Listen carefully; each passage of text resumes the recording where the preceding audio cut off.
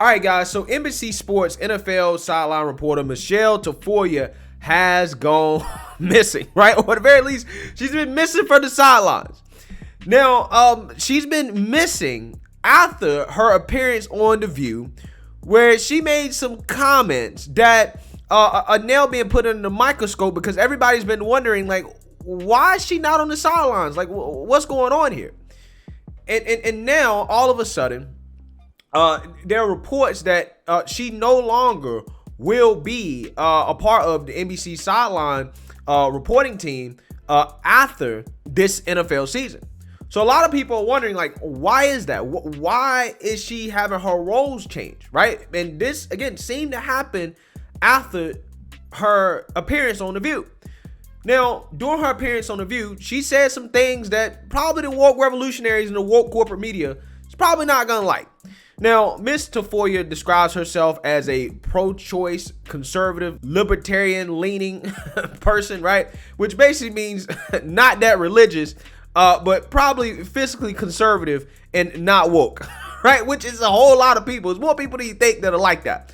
But, yeah. So she went on a View, and she said some things that people believe led to NBC basically making this decision, taking her off the sidelines. Now, I watched a lot of that episode to see exactly what she said, because a lot of people are saying it was just about Kaepernick, and I think it's actually more than just about Kaepernick. She said some things about the virus that we're not really going to get into. She also said some things about race being taught in school that I'm going to show you guys in a clip. And she said some things about Kaepernick as well that is counter to the woke narrative about why he's not in the NFL. So without further ado, I'm going to go ahead and play the clips of her having this conversation about race being taught in schools and Kaepernick, and then I want to give you guys my opinion. Take a look. No, my kids in school, there is a big focus on the color of your skin. How old are your children? My children are now 16 and 13. Okay, in what way? It's been going on since they were in lower school, all right? And it is that there are affinity groups on campus for, my son's first best friend was a little African-American boy. They were inseparable. Get to a certain age, they start having what's called an affinity group, which means you go for lunch and pizza with people who look like you. Suddenly, my son wasn't hanging out with him anymore. His next best friend was a little Korean boy. Years, inseparable. He started going to his affinity groups. Why are we even teaching that the color of the skin matters? Because to me, what matters is your character and your values. Yes, but you know, you live in the United States. You know that color of skin has been mattering to people. Can't we change it that it doesn't? We need white people to step up and do that. But I think that they've been doing that since the Civil War, and I'm not saying it's perfect. No, they haven't. What do you mean they haven't? They have. Listen, when you have a country or a state, let's talk about a state where somebody can be hung from a tree, and it's okay. That's not okay. Well, it was okay. It was okay in the South. I just wanted to put my 2 cents in on the Colin Kaepernick conversation. Yeah. I know, student and why is he not working? Is like the guy he's taking not a Netflix series? He's not working. Why isn't he playing football? He's not playing in football, Joy, and that's a very good question because he's still ready to play in football. He took a team to the Super Bowl. The reason he is not playing is because other owners have colluded together. I think we need to be really careful about that accusation. Well, there was a settlement. There was a settlement. So, and they paid him. She knows and the reason that he is not playing is because he took a stand for other people in this country, and he lost everything because of the stand that he took. And there is no owner in the NFL to this day that has the courage to take him back. A lot of teams have tried him out. I will tell you that. I know my stuff too on this. A lot of teams have tried him out, and he didn't lose everything. In fact, I would say he's gained a whole lot. He is now a leader of a movement. He's got a Netflix series. He's got Nike endorsements. He lost the one thing he wants to do. Well, you know, I don't get to do what I want to do either. And sometimes life just ain't fair, and it sucks. But that's the reason he's not doing it. The reason that he lost it is to me, a BS reason. So when he held an open tryout last year, he held an open tryout, and at the last minute, He moved it 50 miles away. So everyone who showed up for his tryout was like, where's Colin? The reason that he moved it is because they wanted him to sign an agreement that no other player would have signed.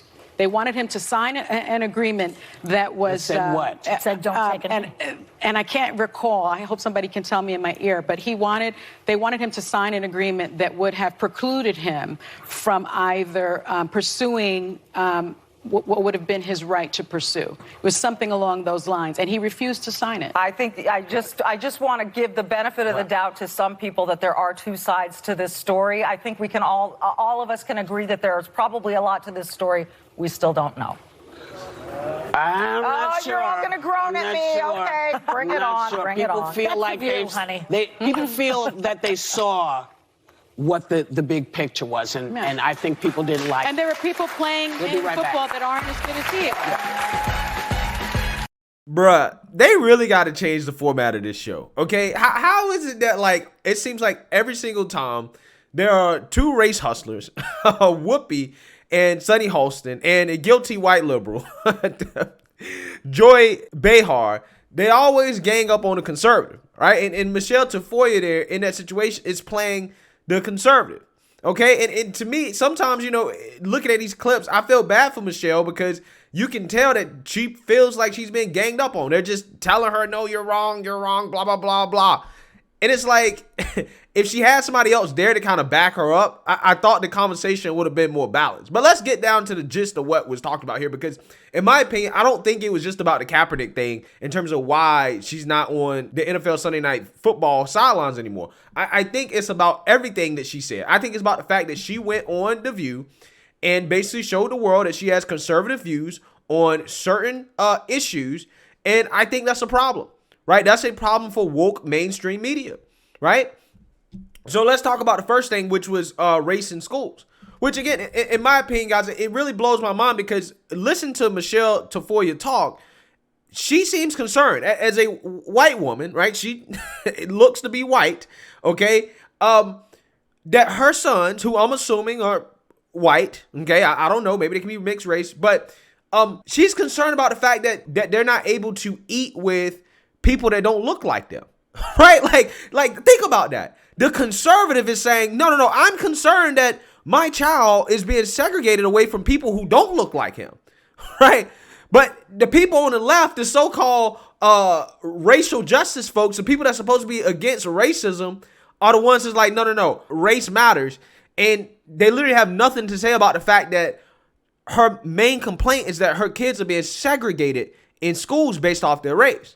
Right. In fact, you got Whoopi that responds to that by not necessarily addressing the whole segregation thing in school. She goes on this little guilt trip about what happened in the past, talking about things that are not happening today. OK, I don't think people are being lynched. And I'm not saying that it doesn't happen on an individual basis, but it's not systemic. It's not a systematic thing that's not happening today. To try to act like it is a thing that black people like collectively are going through is ridiculous. It's not happening like that. So I thought it was fascinating to see that segment in which, again, you have the conservative that is flat out complaining that her kids are being segregated away from people that don't look like them. And again, if you listen to the liberals, you would think that conservatives are the ones that want segregation. But we live in a day and time, guys, where conservatives are actually the ones that are saying the same things that Martin Luther King talked about, right? Having a colorblind society, right? Race not mattering, okay? Everybody coming together regardless of their race. Conservatives are the ones that seem to be pushing Martin Luther King's dream. Liberals, on the other hand, / progressives, seem to actually be going backwards, right? They want to go backwards on this issue. They want segregation. So again, I found that to be fascinating. And of course, we get to the Kaepernick conversation, in which Michele Tafoya is 100% right. Okay, these people, right, on The View, they either ignorant about what happened with Kaepernick or they simply just want to push a narrative. I think it's probably a little bit of both, okay, because I don't expect them to really know all that much about football and what's going on.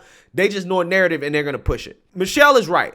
Kaepernick had plenty of chances to get back in the NFL. Numerous teams gave him a tryout.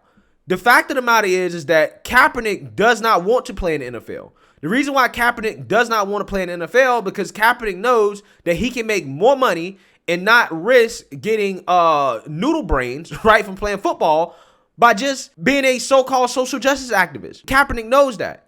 He has no intentions of ever trying to get back in the NFL because he doesn't want to. Kaepernick knows that the appearance or the illusion of him being blackballed by the NFL as a black quarterback is profitable. He knows his whole brand is built off of that. His whole identity as a social justice / racial martyr is built off the idea that he is being blackballed from the NFL.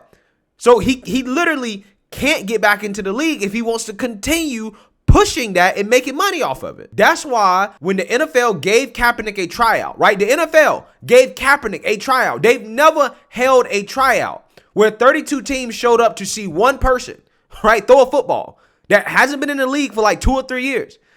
They held a tryout for him.